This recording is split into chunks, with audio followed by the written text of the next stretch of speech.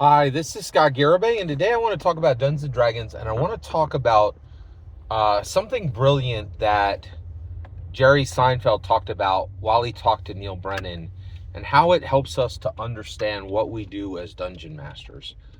And it has to do with the 100-yard dash. So Jerry Seinfeld is fascinated with the 100-yard dash, and he studied it, right? And the reason why is he's like, comedy is the 100-yard dash. He's like, there's no faking it. There's no faking it. You get up there and you either slay or you don't, right? Like, and there's just no faking it.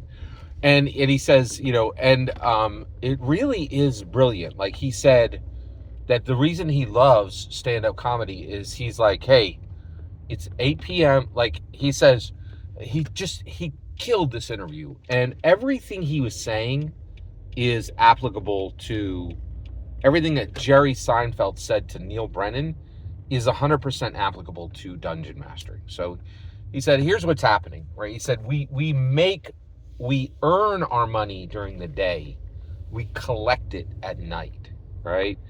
And so basically, he said this, he said, that essentially, when you do stand-up comedy, there's absolutely no faking. He's like, the show's at 8 p.m. We got 5,000 people there. You have to show up and you have to destroy them for an hour. Very interesting language. You have to destroy them for 1 hour, right? So you have to do 1 hour of comedy and you have to make them laugh. And it is crystal clear to everyone in the room if they are laughing or not, right?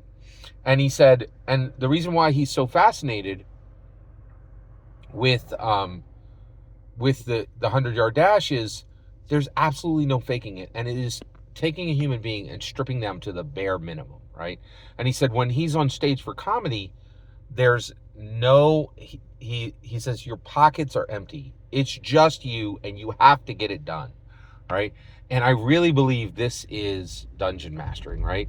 And I totally understand it. I have deep sympathy for Hasbro. And if you listen to any Hasbro employee, they'll tell you, and if you listen to a bunch of nonsense channels, they'll all tell you dungeon mastering is easy.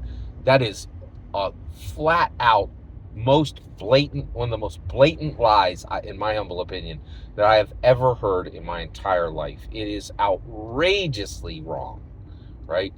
You have to have charisma, confidence, and intelligence.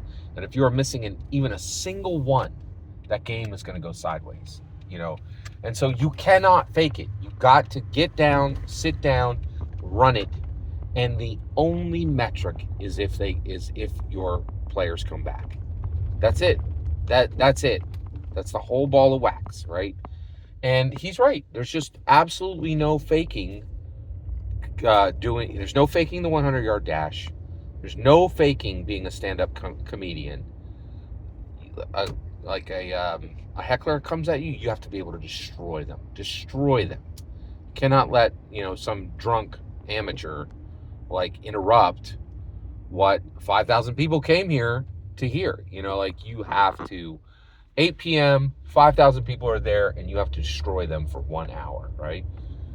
8 p.m. is the game. We got 5 Dragon Masters sitting down to the table, each with a player character, and we have to destroy them for 1 hour, for 2 hours, right?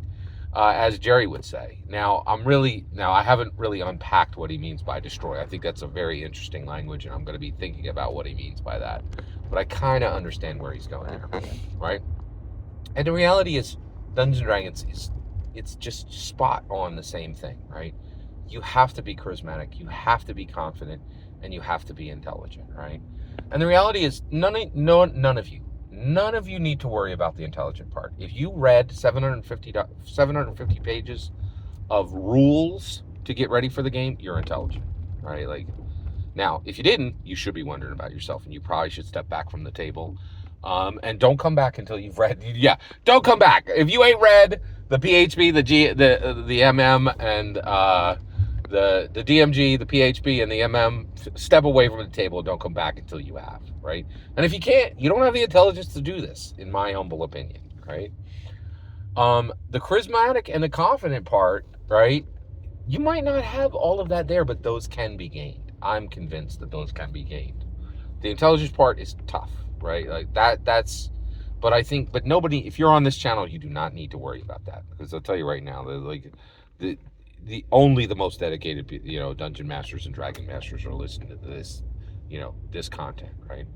And why does that not worry me? Because I built my dungeon mastering skills listening to people that nobody was listening to, right? Like, I was listening to Mike Shea before he was cool, right? Like, and James Introcaso when he had scrub numbers on a podcast, right? So it's okay.